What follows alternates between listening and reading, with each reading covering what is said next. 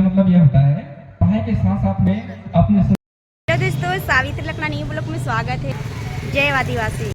कि हमारी जो संस्कृति है ये हमारी संस्कृति पूरी तरह से ये प्रकृति के साथ चलती है। जैसे हम लोग बोलते हैं ना कि ये सूरज अपने जगह स्थिर है, लेकिन ये जो पृथ्वी है ये अपने कक्ष पर ये परिक्रमा करती है। और परिक्रमा कैसे करती है? लेफ्ट टू राइट ऐसे करते हैं ना। और जितने भी नेक चार हैं, जितने भी हमारे संस्कार हैं, ये पूरी तरह से प्रकृति से जुड़ा हुआ है। जैसे एक छोटा सा उदाहरण ले रहे हैं, ज्यादा एग्जाम्पल नहीं देंगे। जैसे हम लोग कहीं पर बैठते हैं तो हम लोग प्रणाम करते हैं ना, तो बहुत कोई जानते नहीं है कि हम किधर से प्रणाम करें। बहुत कोई इधर से प्रणाम करेंगे, राइट टू लेफ्ट। लेकिन हम लोग का संस्कार कहता है कि जब कभी हम लोग प्रणाम करें तो लेफ्ट होते हुए, इधर से होते हुए हम लोग राइट पर हम लोग जाएंगे। ये हमारा संस्कार कहता है। साथ ही साथ हम अपनी संस्कृति के बारे में, हम अपने समाज के बारे में जब हम लोग जानना चाहते हैं, तो जैसा कि कर्मा सर ने कहा कि हमारा कोई भी लिखित इतिहास नहीं है। हमारा लिखित इतिहास नहीं है। हमारा जितना भी इतिहास है वो हमारे गीतों में है, हमारे गीतों में है, कथाओं में है, जिसको हम लोग सुन करके अपने इतिहास पर गर्व करते हैं। जैसे एक छोटा सा हम उदाहरण लेते हैं कि हम लोग आदिवासी हैं, ये गर्व का विषय है। इस भाव को हम बढ़ा रहे हैं। जैसे हम एक छोटा सा गीत है कि घर बना लो दूरा बना लो, को नामे करने नहीं रो पाए। कितने लोगों ने सुना है? नेने मिल कर घर बना लो दूरा बना लो, को नामे करने नहीं रो पाए। इसका मतलब क्या होता है? इसका मतलब यह होता है कि जब हम घर बनाते हैं, जब हम घर बना रहे हैं, जब घर बन करके जब कंप्लीट हो गया है, तो हम अपनी प्रकृति से जुड़ाव का एहसास कराने के लिए हम क्या करते हैं कि अपने घर आंगन में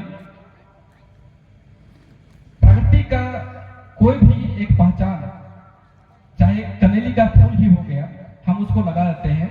ये कनेली का फूल का लगाना ये हमारे प्रकृति के साथ ये जुड़ाव का ये प्रतिफल है, उसका परिणाम है, वो हमारी पहचान है। ये आदिवासियों की पहचान है। इसीलिए जितने भी लोग हैं, हम आज प्रार्थना सभा में यहाँ पर मौजूद हैं। हम लोग ये प्रार्थना सभा ये छोटी बात नहीं है, बहुत बड़ी बात है। ये सांस्कृतिक जुटान है। और इसी सभा में हम लोग विभिन्न गांव के लोग हम लोग जब मिलते हैं यहाँ पर, तो हम अपने संस्कृति का, हम अपने गीत गोविंद का हम आदान प्रदान करते हैं, एक दूसरे से सीखते हैं। और साथ ही साथ कि दूर गांव में जो कुछ भी वहां पर जो गीत है, वहां यहाँ पर आकर के अगर पेश होता है, यहाँ पर प्रस्तुत हो रहा है, तो वहां का गीत क्या है उसके बारे में हम जानते हैं। क्योंकि गांव प्रत्येक गांव में, या हम 4 किलोमीटर दूर या 4 कोस जब हम दूर जाते हैं, तो वहां का जो गीत का जो राग है वो अलग अलग होता है। तो जब हम प्रार्थना सभा में जब हम लोग मिलते हैं, तब हम लोग एक दूसरे से सीखते भी हैं वहां के राग के बारे में, गीत के बारे में। तो ये छोटी बात नहीं है। आज के हम लोग प्रार्थना सभा में जितने भी लोग मौजूद हैं, हो सकता है बहुत दूर से भी आए हुए हैं, लेकिन ये प्रार्थना सभा ये सीखने की जगह है। और जो बच्चे, जो विद्यार्थी जो यहाँ पर मौजूद हैं, आप सबों के लिए केवल 2 शब्द ये कहना है कि आप लोग पढ़ रहे हैं, आप लोग अपनी पढ़ाई के साथ साथ में आप अपनी संस्कृति के साथ, आप अपने समाज के साथ एकदम पूरी तरह से, पूरी पहचान के साथ में जुड़े रहिए। आप अगर अपने संस्कृति के साथ में, अपनी पहचान के साथ में अगर जुड़ करके रहते हैं, तो जाहिर सी बात है कि आने वाले समय में आप एक बेहतर आदमी होने के साथ साथ एक जानकार और अपने समाज का वास्तव में एक अच्छा समाज सेवी हो सकते हैं। इसीलिए पढ़ने वाले लड़का, पढ़ने वाली लड़कियां, आप पढ़ाई के साथ साथ में अपनी संस्कृति को, अपनी संस्कृति का जो गीत गोविंद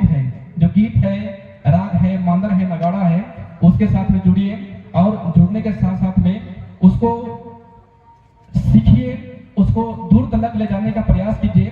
अगर हम ऐसा कर पा रहे हैं तो वास्तव में हम दूर तक जाएंगे, हम आगे बढ़ेंगे।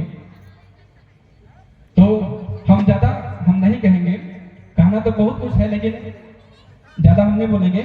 बस इतना ही बोल करके कि हम अपने बातों